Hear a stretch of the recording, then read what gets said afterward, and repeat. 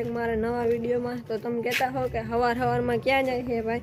ક્યાંય નહીં, હું મંદિરે જાઉં છું। આપણે ત્યાં ગણેશ દાદા બેહાડ્યા, આપણે પરવારની વાયરી સવારે બેહાડવાના જ છે। પરવારી તમે જોયા જ હશે વિડીયોમાં બેહાડ્યા હતા, સવારે બેહાડ્યા। તો હાલો ત્યાં જઈ, આ સ્થાપન છે 8:30 વાગ્યાનું છે મુહૂર્ત। તો હાલો જઈ, આપણે ફાઇનલી પૂકી ગયા હા મંદિર આગળ, આપણી ઘરની પાસે જ છે, જરાક જ આગળ જોઈ લ્યો।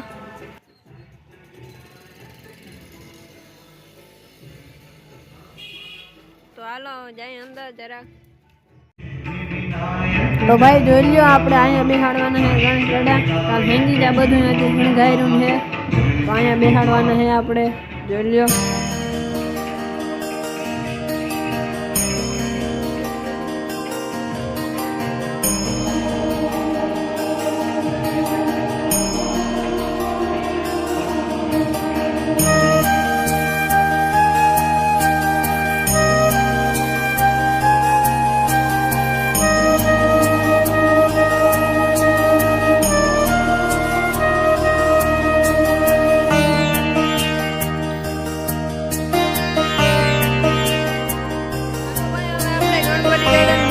જાય હે અહીંયા પાસે રાખી હતી ત્યાં।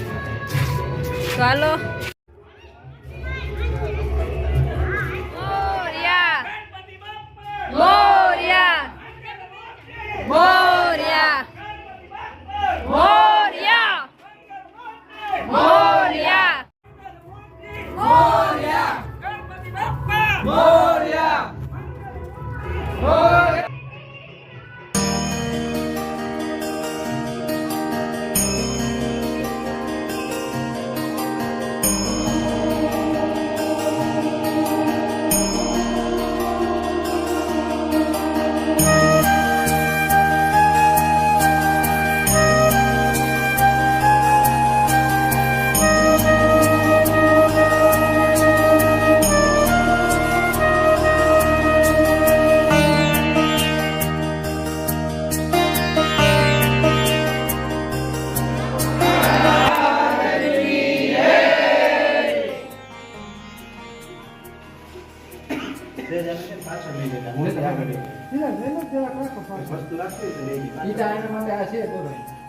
એના માટે રાખ્યો તો એક બીજું રાખો પાછળ જગ્યા હોય કે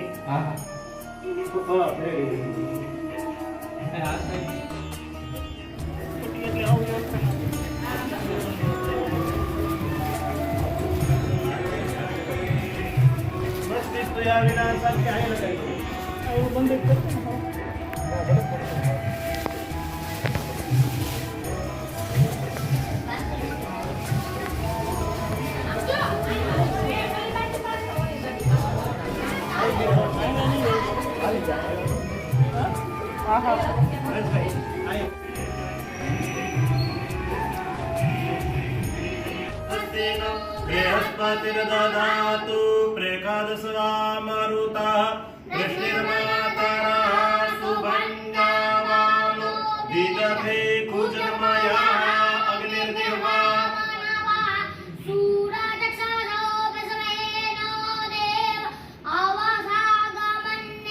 भद्रं कर्णैर्भिः श्रेणुयाम। અને બીજો હેતુ એ હતો કે બધા ભગવાન સાથે જોડાય અને ભગવાન પાસે કંઈક માંગે। કેમ કે શાસ્ત્રોમાં એવું કીધું છે, કલૌ ચંડી વિનાયકો। કળિયુગની અંદર જો વિશેષ ફળ આપવાવાળી કોઈ વસ્તુ હોય ને તો એમાં એ બે વસ્તુ છે, એક ચંડી એટલે કે માં ચામુંડા અને બીજા ગણપતિ। બધા જ દેવી દેવતાઓ શ્રેષ્ઠ જ છે, પણ આ ચંડી પાઠનું વાક્ય છે, આ કોઈ કિસ્સાની વાત નથી, આપણા શાસ્ત્રોમાં લખેલું છે।